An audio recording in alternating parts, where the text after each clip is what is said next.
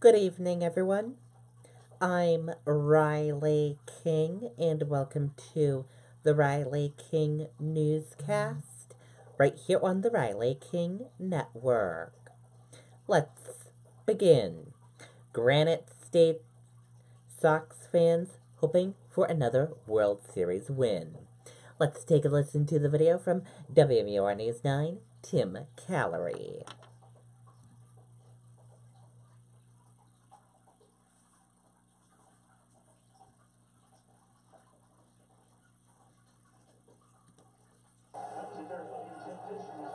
Well, that's right. We're here at Billy's Sports Bar in Manchester, where fans are already filling in. They've been here all day, gearing up for tonight's game. A lot of them hoping the Red Sox will bring home another World Series trophy. Of course, the talk of the town today was last night's big game. A lot of people we spoke with say the Red Sox have had them on their toes between last night's big comeback win and Friday's 18-inning affair. But don't get them wrong, Fenway faithful is strong, and they believe in Boston. Some people we spoke with say they are confident the Red Sox will make a return as World Series champions. That was a tough loss, game 3, but last night I was really impressed how we came back and we pulled it off. So I'm hoping for a good game 5 and hoping it doesn't go back to Boston. I knew that we were going to get one loss at least because I didn't think we were going to sweep. But from last night, especially with Pierce playing like he did last night, I think we got it. There you go. A lot of people think they have it tonight, and a lot of people that we talk with say it's hard to believe that the Red Sox, Patriots, Celtics, and Bruins are all playing right around the same time. But of course, hey, that's why they call us Title Town. Reporting live here in Manchester, I'm Tim Callery, WMUR News 9. Okay, and there you go on that video and that report. And we'll have to see for tonight's game. And they'll play again tonight at 8:09 p.m. Now let's take a look at World Series report with WMUR News 9, Jamie Stateston.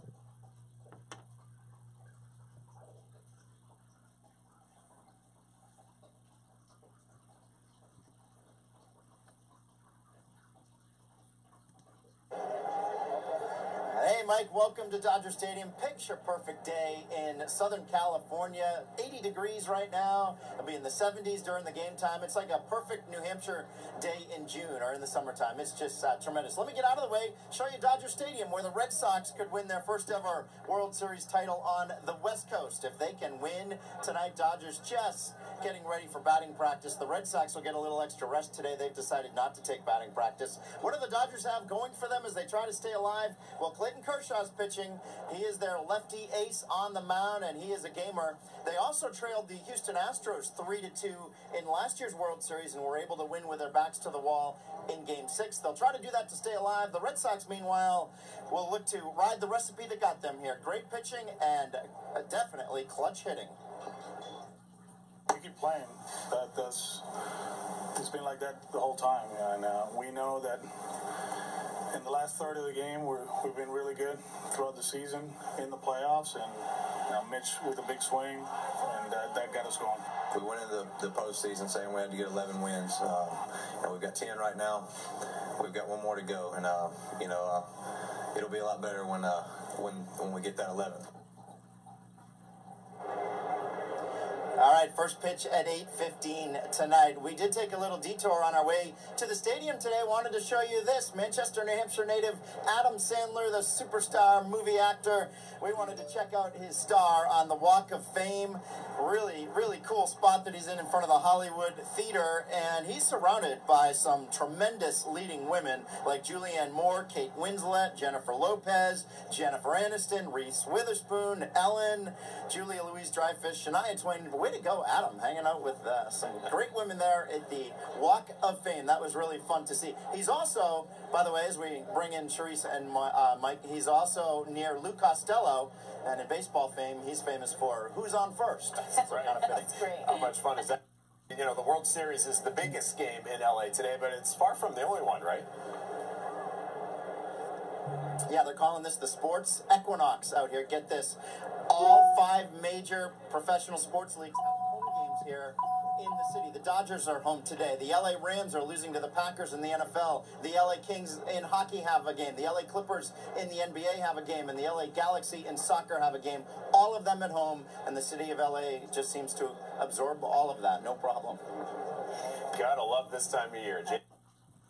Okay, and there you go on that video and that report from WMUR News 9, Jamie Stacey. Thank you for that report.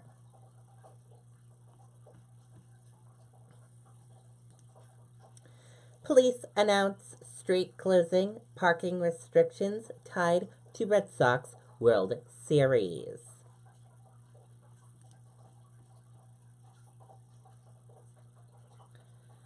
Let's take a listen to the video from WCVB Boston.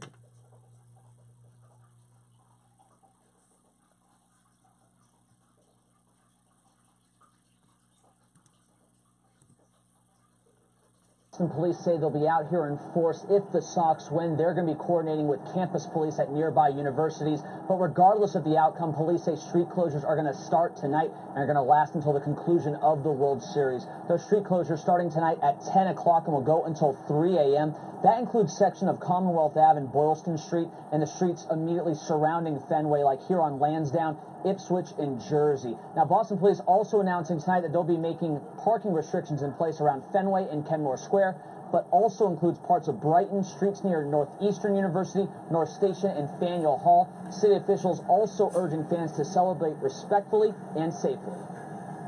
Remember, this is your city and other people's city.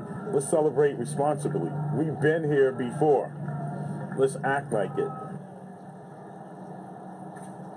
And there's been a buzz around Fenway all afternoon. Fans taking photos outside of Fenway, buying memorabilia, and of course, fans hoping tonight that the Sox will win it and finish it out and get their 9th World Series. Okay, and there you go on that video and that report. Always celebrate responsibly and drink responsibly as well.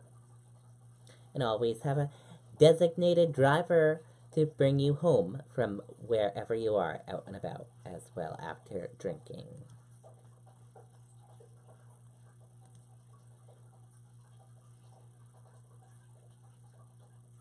Vigil for Peace at Jewish Community Alliance to remember shooting victims in Pittsburgh.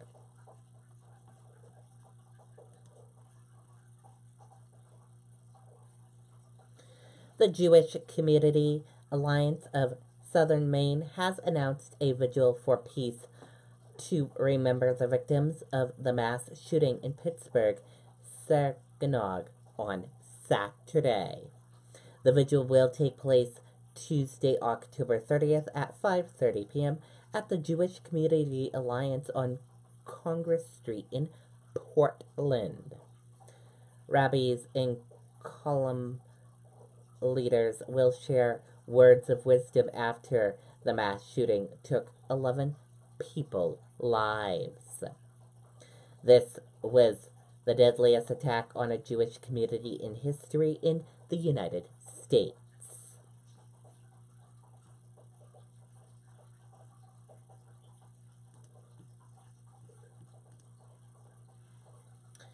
Screw the optimist.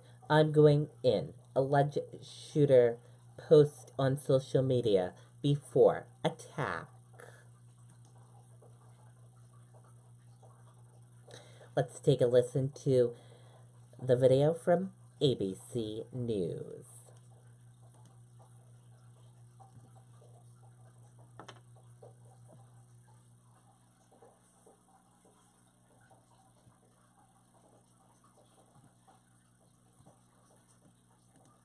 This attack. A couple from this neighborhood were actually standing right in their front yard, right across the street from that synagogue. I spoke with Kim and Ken Harden just moments earlier.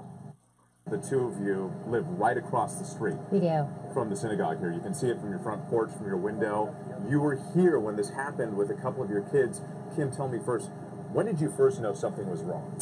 I was just getting ready for the day, and I heard the gunfire. I heard what sounded like a semi-automatic weapon, and I hollered down to Ken, He thought it might be construction, but by the time I got downstairs and started to get my kids downstairs, there were already police officers on the scene, and they were starting to draw their guns, and so I got everybody down into the basement. So really, Ken, this was a quick response. Within minutes, officers were here with guns drawn. Within minutes. We heard 5 repetitive shots. I stepped out on my porch. I heard 3 additional shots. And within minutes, police started to arrive. Police started to park in front of our house. And they were shielding themselves with their car. So we realized the situation was pretty serious. Kim, you had 2 kids here and a friend, Yes. one of your child's friends, in the home as this is playing out. What's going through your mind as you're thinking about protecting them? Obviously, just to keep them safe. I locked our doors. I got them downstairs away from windows. It was a scary sound hearing that semi-automatic continue to happen. And at that point, I didn't know that it was at the synagogue across the street. I thought that might just be a random shooter on the street. So their safety was my first priority. How were the kids responding to all of this as you're rushing them down into the basement? I think they were in unbelief, really. I mean, this is not a neighborhood where this sort of thing happens, but they listened. I think they understood the urgency of it. And we all just went downstairs and said prayers and hoped for the best. I mean, really, they were very serious and very quiet. And Ken, I understand you actually shot some video on your cell phone and you were helping the officers. What did you do? What were you able to see? I did. About the time Kim went to the basement with the kids, 5 police officers appeared at our back door. I let them in, and they advised that they were going to use our 2nd floor, so the 5 police officers went upstairs, asked that I open the windows in our bedroom, and obtain a chest-high dresser. So I found one in my son's room.